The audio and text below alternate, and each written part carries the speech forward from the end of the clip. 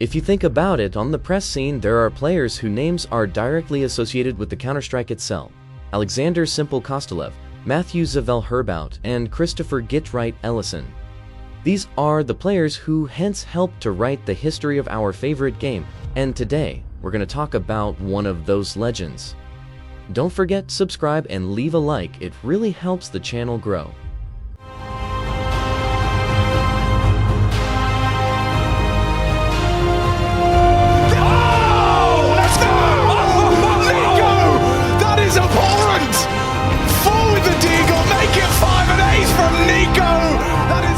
Today we'll talk about the journey of Nikola NiKo Kovač. We'll remember the challenges he faced and how after so many years he still managed to remain one of the most consistent players in the Counter-Strike history. Nikola was born in February 1997 in the small Bosnian city of Brčko. At that time, Bosnia wasn't exactly known for its Counter-Strike scene. Its sports infrastructure was almost non-existent. But Niko found his own way into the game thanks to his family. His parents owned a small internet café. That's where Nikola first discovered the Counter-Strike. He didn't even have his own computer at home. The café was his practice ground. And he wasn't alone. Right next to him was his cousin, Nemanja Hundrkovic, who would later become one of the best riflers in the world as well. The two cousins built the local teams and even played the small matches for money. From the very beginning, Niko had one goal: to become the best player in his city. It didn't take long, however. Niko was deeply disappointed with the level of Counter-Strike scene in the region. He once said if he had known Swedish, his chance of making into the top tier of professional Counter-Strike would have been much higher. Because of these frustrations, his career might have ended before it even really began. He became completely disappointed with the local teams and was ready to quit. But at that exact moment, an organization stepped in. One that will turn him into a stable T1 player. In 2015, just as Nikola was ready to give up on a Counter-Strike, he received an offer from mousesports. At that time, Mouse was a typical tier team that only achieved success on the local German scene. Eventually, they decided they wanted the more and planned to build an international roster. For that time, it was a very bold decision. National rosters had a huge communication advantage, and competing with them would be difficult. But Niko's talent convinced Moose to take the risk. When they approached him with the first serious offer of his life, Niko surprisingly refused. Of course, he wanted to join to the European team, but the idea of playing with the complete strangers and his limited English made him nervous. Then something unexpected happened. Niko's father stepped in. When he found that his son had rejected the offer of a lifetime, he told him something unforgettable. "I brought you into the Counter-Strike. I drove you across the country to tournaments. I invested so much into your future. And if after all that you don't succeed, I'll kill you." Those words woke Nikola up. He accepted the offer and joined to the Mouse. Niko immediately started putting up impressive ratings even against Tier 1 teams despite being in a questionable Tier 2 lineup. For example, in one match, Niko got almost 60 kills against reigning champions of that time, Fnatic. And at a local tournament, Niko became the best player of the entire event, finishing it with 170 rating. What happened the next day after the tournament is very hard to believe. mousesports decided to part ways with the Niko. And in terms of absurdity, it can be compared to kicking Zavel from Vitality. Everyone was shocked and waited for the organization to explain the removal of their strongest player. The organization explained that in a long-term perspective they wanted to develop a German roster, and that's why Niko was removed in the favor of local players. Later, the result of most part dropped significantly and they could no longer compete with the Tier 1 rosters. But Niko didn't waste any time. First, Niko played one tournament as a stand-in for Team King Win, and it was a huge success. Niko even surpassed the legendary Scream in the rating. After that, the team wanted to buy his contract from the mousesports. Yes, the deal could have been happened, but the organization demanded a very high price. Then Niko was invited to play for a Danish team SK with Cat in. where he also showed strong results. mousesports saw all this and decided to bring NiKo back. It took them only 3 months to realize how big of a mistake they had made. Their results has worsened so much that they finishing as a last at the major. The organization could not ignore the fact that one of the biggest talents of that time was sitting on the bench and playing tournaments for the different European teams. Nikola returned to the organization where he received an improved contract and already treated like a star.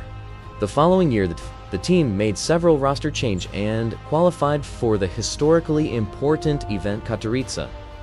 NiKo once again showed a strong performance, became the best statistically, and community no longer saw him as a newcomer. At that time, NiKo even had to become in-game leader because no one else wanted to take this responsibility. The College of mousesports at that time said that NiKo was falling even more often than he was. This was at the age of 19 in an international lineup while maintaining incredible personal statistic. At the end of 2016, NiKo finished on 11th place in the HLTV ranking of the best players in the world, and that result surprised no one. On the contrary, the community believed that if mousesports as a team had been stronger, NiKo would easily have entered the top 5. By the spring of 2017, it became obvious that Nikola had outgrown mousesports and needed to move a higher level. Nikola gave everything to the team, but his teammates were simply dragging him down. It was no surprise when FaZe Clan came for NiKo's contract. At that time, the roster already included the star Rain and legendary Kerrigan. Coach agreed to the transfer without hesitation. He understood that he would strengthen the team himself and the organization would provide him with the better conditions than mousesports. At the last tournament in a jersey, NiKo said goodbye to his teammates, delivered a 148 rating, and said important words. "I'll miss the guys. We really became close friends. mousesports allowed me to develop both as a player and as a person. I feel very strange living like this." After the tournament, NiKo initially joined the FaZe Clan and everyone was excited about the transfer. Banks expected great results from the FaZe. Kerrigan was happy that the player with the leadership experience would join the team and share some of the responsibility. And NiKo himself was confident that he could lead the organization to global dominance on the professional scene. From the very first days of playing together, Facepalm started strongly. With only 5 days of preparation, they took second place at IM Katowice. And at the next tournament, they became champions. Nikola showed excellent form and earned the first MVP medal of his career. For 3 months in a row, FaZe with a NiKo reached tournament finals. NiKo enjoyed playing with the team and team enjoyed playing with NiKo. Everything was going perfectly. By June 2017, FaZe Clan secured second place in HLTV ranking. The team was considered one of the main favorites for the major in Krakow. But sensation happened. FaZe lost all 3 matches, including a loss to NiKo's former team mousesports. House were confused. How could the main favorite and second best team in the world be eliminated from the most important tournament of the season without any chance? The community came to a conclusion. Some said it was temporary slump caused by the losing the first match. And they were right. In the next season, the team regrouped and won one of the biggest tournaments. NiKo delivered one of the best performances of his career. It was a regular Tour 1 tournament from ESL in New York, where all the best teams of that time came. Nawi was simple. The Polish lineup of Virtustra, Astralis, and SK. Everyone expected an epic clash of titans, but FaZe dominated the best teams from the professional scene. The legendary Astros were destroyed 16-6, and Cloud9 managed to win only 7 rounds across 2 maps. And in the final, NiKo completely demolished the Team Liquid. The result was insane. Herman rating of 170, which went down in history, and only 7 years later, the phenomenal Donk would repeat that in Katowice. After such a performance, FaZe climbed to the #1 position in the HLTV. became the best team in the world, reached to several finals, and won 2 trophies. Obviously, our hero played a huge role in that success. At the end of 2017, NiKo took 2nd place in HLTV ranking, losing only to the Brazilian Coldzera. The next season immediately began with a major in Boston where extremely strong teams participated: FaZe, Cloud9, Australis, and of course FaZe Clan. NiKo easily led the team to the legend stage after defeating Navi with a simple on the way. The group stage and playoffs were passed with a confidence, and FaZe reached the final where they met the dangerous Cloud9 lineup. Everyone predicted an easy victory for FaZe Clan, but something went wrong. Maybe Cloud9 was inspired by the home crowd, nobody knows, but they fought incredibly hard. On the decision of map Inferno, Cloud9 made a comeback from 14-9, when NiKo was only 2 rounds away from his first major title. The score became 15-14. FaZe pushed B with the 3 players, and there was a 2-2K.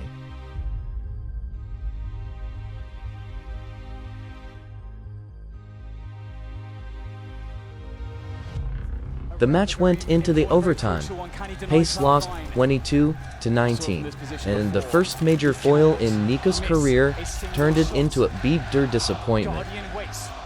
Patiently, as Cloud9 sets the push up. Oh, it's happened! They made it work! Cloud9 are your E-League Major champions!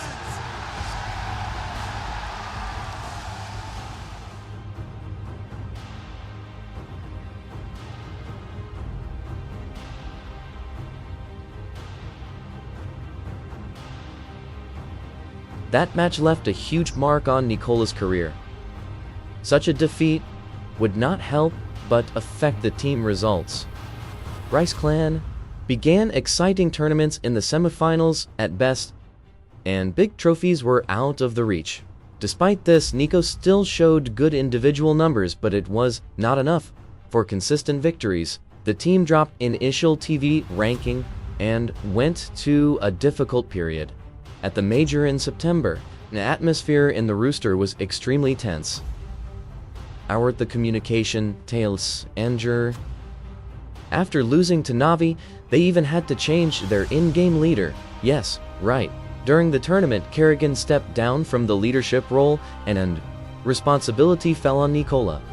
Unfortunately, over time the results did not improve and FaZe Clan eventually removed Kerrigan from the team. In the community, remorse feared that NiKo personally kept the Kerrigan. But the question remains, how can one player single-handedly kick another? What do you think about it? Write on the comment. By the end of 2018, NiKo entered the top 5 best players in the world. 2019 became one of the most chaotic and darkest years for both NiKo and FaZe Clan, as a player had then joined the team as a temporary replacement for Kerrigan. The community treated NiKo quite negatively, saying that he did not allow other players to develop and was personally destroying the team's potential. NiKo himself said that he was tired and wanted to rest.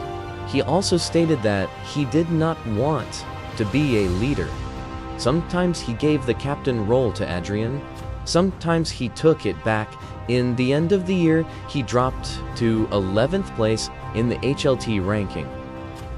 In 2020, NiKo finally accepted the role of the captain, despite the hate from the fans and his own dislike of this position. During the era of online tournaments, pace remained behind while other teams. NiKo's individual performance declined and he received a lot of criticism from both fans and analysts. Halden said that NiKo had wasted 2 years being an average captain with incredibly inflated ego. He was criticized for everything: weak team results, poor leadership, and unsuccessful transfer decisions. After all of this, something had to change. As you know, NiKo has a brother, Hunter, who was playing on the Junior in that time, and who, for a long time, could not break into the top level. Nikola even tried to bring him into his own rosters because every brother dreams of playing under the same banner. By the August of 2020, Nikola decided to leave FaZe and join to the G2. The Samurais were not against it because they clearly needed reinforcements.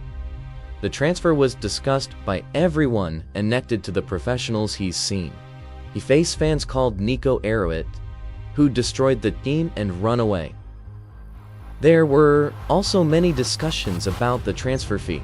Nico was one of the strongest players in the world, and rumors said the deal excited around $1 million. From the first tournaments, Nico showed why such a huge money was paid for him. He dropped 38 kills against a golden Australians lineup without overtime. Nikola ended the year on a positive note. In Tournament victory and MVP medal, his stability and high rating allowed him to take 4th place in HLT ranking. Nico was determined to bring G2 to the top, and analysts believed he could do it. For example, Torren said, G2 with Nico are capable of almost anything. Winning a major, becoming a noble world team in the world, any roster with Nico can do that. He joins a Tier 2 organization and launches them to the top almost by skill alone. Interestingly, in 2021, the roster had an unusual change. At that time, the legendary Kenny S played for G2, a player who wants first of all to change the game because of his domination. Unfortunately, by that time, nothing reminded of old Ineos. Any top-tier old player could outplay him easily. The organization first dropped into the player injects, and now G2 had the 5 Reapers. Then the organization surprised entire CS community, and the sniper on G2 became, guess who? Yes, Nikola NiKo Kovač. Nika could pick up the ball and produce amazing highlights, but at that Tier 1 level he had always been a reflow. Naturally, this had a negative effect both on his individual level and the team. Eventually, Nico stopped buying the sniper often, and the role was passed to Amani. G2's results without the 2 old player were not bad, but clearly did not match Nico's ambitions. The main kryptonite were the prime players of the era, the Simple and Navi, Shiro and Gambit, and Zaivu and Vitality. When G2 met Navi in the final in Cologne, where Prime Simple was waiting for them, their weakness was obvious.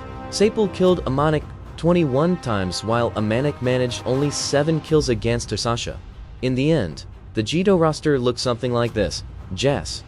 Did they show impressive stats but was decent and her. Amanek regularly lost duels to dedicated opers. Captain Nexus didn't ruin the things, but didn't show a great results. The Kovač brothers, but to carry everyone. Even in that situation, Nico still managed to maintain great statistic and kept the team in the top 10 through his individual performance. The next tournament will forever remain in memory for both Nico fans and Counter-Strike history, even mine as well. In November 2021, G2's Sensational reached the major final in Sweden. Even then, no one believed in this rooster. Everyone predicted that Vitality or Heroic or Ninjas in Pajamas with the legendary device would reach the final. Nico believed in his teammates and said they could beat anyone, but they considered it Navi the most dangerous opponent. And that's exactly what happened. In the final, they met the team they feared the most. The final was very intense. G2 lost the first map and lead 15-12 on Nick on the second map. And then one moment happened that will follow Nick here forever. That was it! That was the game! That was it!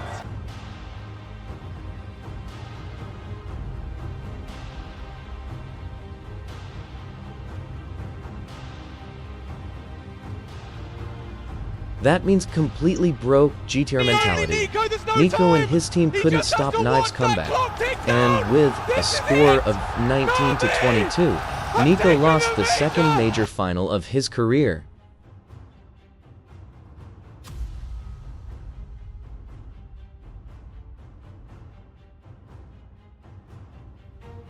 Despite finishing the tournament with a 126 rating and carrying the team on his shoulders in the final, History remembered not this heroic performance, but that painful miss.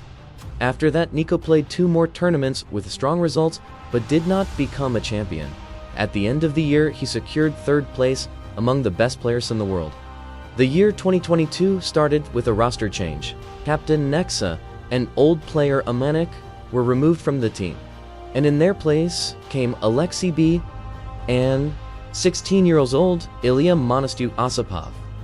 And that's when the legendary friendship began, or as many say, a father and son relationship between Nikola and Monasi, Intel Extreme Masters in Katowice.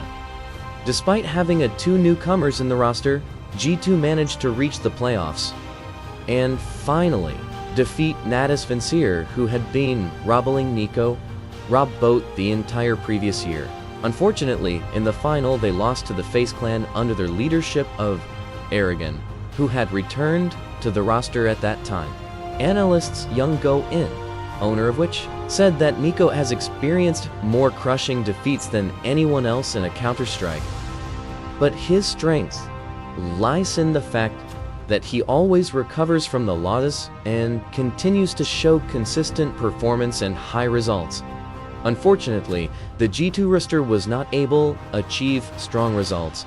They were eliminated in the group stage, and tournament EM Kalong ended in the last place for them. NiKo was clearly unhappy with what was happening, and it all resulted in another series of roster changes. By summer, Aldrich, Jax, Jug, and Captain Alexi B left the team.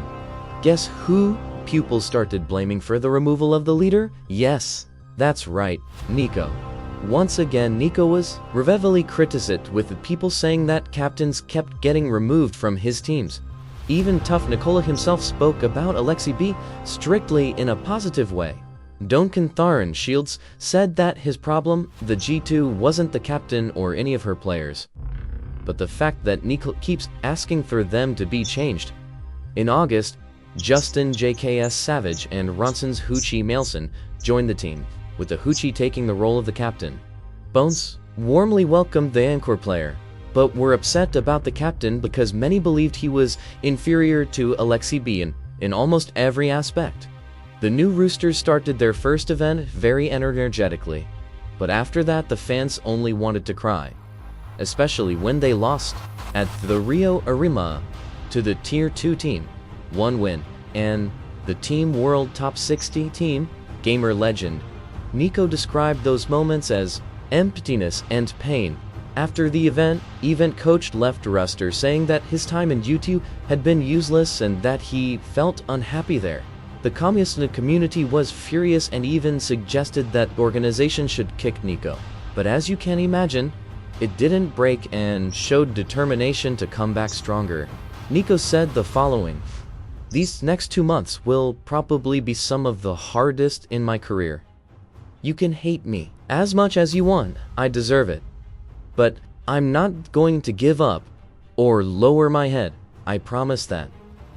And he proved it by winning the Blast Premier World Final tournaments at the end of the year. The MVP of the tournament went to Ilya Monasirosipo, but NiKo played a huge role in that success. It commented on it like this: "I don't care about individual statistics if my team is lifting trophies." As a result, by the end of 2022, NiKo lost the status of the best rifler to Selgi Axial Riktorov from the Cloud9. Here is how he commented on finishing 5th place in the HLTV ranking. "We had disappointing results. As a team, we made many mistakes, both on the server and on the outside of it. I'm not sure I deserve the top 5, but considering G2's results this year, I'm more than satisfied to be in this high level." 2023 began with the event EM Katowice. NiKo spoke extremely well about his team, praising the team for their dedication in practice, celebrating their progress, and noting that the chemistry between the players was excellent. And finally, Nikola reached his 3rd final on that arena. And despite losing the previous 2, this time luck was on his side.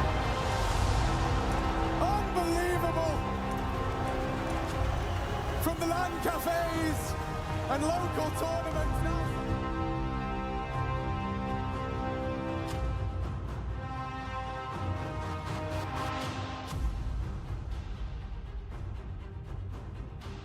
Unfortunately, despite all the positive predictions from the community, NiKo and his team failed to make it through to the major, losing 1-3, and NiKo was unable to win the most important tournament in the Counter-Strike global offensive.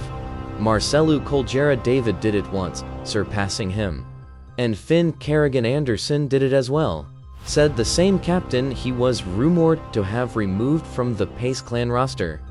Despite this, NiKo didn't give up and said that he would chase that desired trophy again, this time in Counter-Strike 2. However, he still had unfinished business in the old version of Counter-Strike, the trophy of Intel Extreme Masters Cologne, which he had never managed to win, just like a major. If the major trophy was no longer available, the victory on Cologne was still possibly, and NiKo had that opportunity.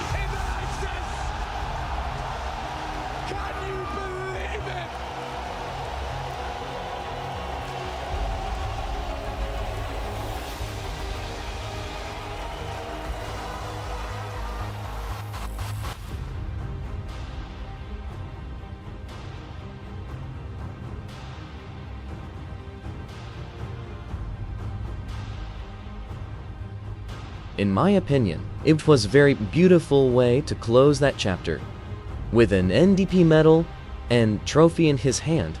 But as a result of HOUT 2023 season, many changes and replacements happened in G2. Despite all of that, NiKo was still considered the best refler in the world and finished on second placed in the HLTV ranking, thanks to his high statistic in the CS.GO. The year 2024 started almost the same way the previous year ended. NiKo had finally gotten used to CS2 and started to show fairly good performance. Situation on G2 was not good.